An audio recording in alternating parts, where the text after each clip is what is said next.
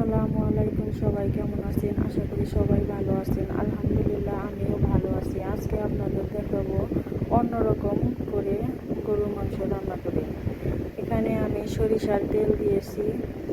তেলটার ভিতরে দিয়ে দিলাম 1 চামচ লবণ। লবণটা দিয়ে নাড়াচাড়া করে দেব আর অপেক্ষা করব তেলটা হিট হওয়ার জন্য। তেলটা যখন হিট হয়ে আসবে তখন আমি তেলের ভিতরে মাংসটা দিয়ে দেব। তেলটা হিট হয়েছে, প্রথমে আমি হাড়টা আগে দিয়ে দিলাম। সবগুলো মাংস এভাবে তেলের ভিতরে দিয়ে দিব, দিয়ে ভালো করে নাড়াচাড়া করে নেব। এরকম করে দেওয়ার কারণ হচ্ছে মাংসটা খুবই দ্রুত সিদ্ধ হয় আর অনেকটাই সফট হয়। এভাবে নাড়াচাড়া করে মাংসটা আমি ভালো করে সিদ্ধ করে নেব। দেখতেই পাচ্ছেন অর্ধেকটা সিদ্ধ হয়ে গেছে। এখন আমি এই মাংসের উপরে বাকি মশলাগুলো দিয়ে দেব।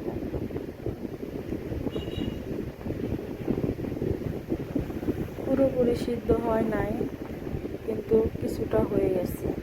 এখানে আমি দিয়ে দিলাম তেজপাতা, দারচিনি, সাদা গোটা, লং, গোলমরিচ, আর দিব আদা, রসুন, জিরা বাটা।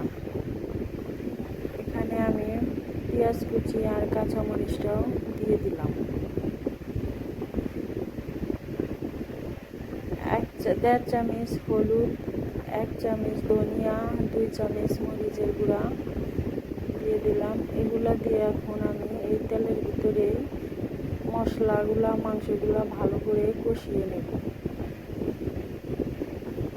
যাতে মাংসের সাথে একদম মিশে যায় মশলাটা। এখন আমি ঢাকনা দিয়ে ঢেকে দেব। কিছুক্ষণ ঢেকে দিয়ে নাড়াচাড়া করব। দেখতেই পাচ্ছেন মশলা কষানো হয়ে গেছে। এদিকে তেলটা উপরে চলে এসেছে। ওখানে আমি কষানোর সময় সামান্য একটু পানি দিয়েছিলাম, পানিটাও পুরোপুরি শুকিয়ে গেছে। এখন এদিকে এখানে আমি গরম পানি দিয়ে দেব। পানিটা আগে থেকে গরম করে রেখেছি।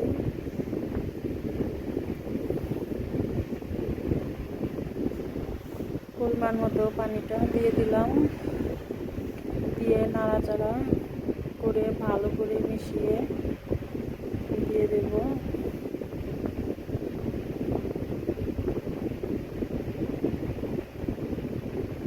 এটা আমি ঢাকনা দিয়ে ঢেকে দিয়ে আরও কিছুক্ষণ জাল দিয়ে নেব।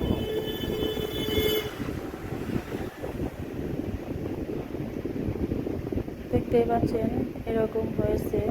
যদি ভিডিওটা ভালো লাগে তাহলে পুরোটাই দেখে নেবেন। এইভাবে মাংস রান্না করে দেখবেন।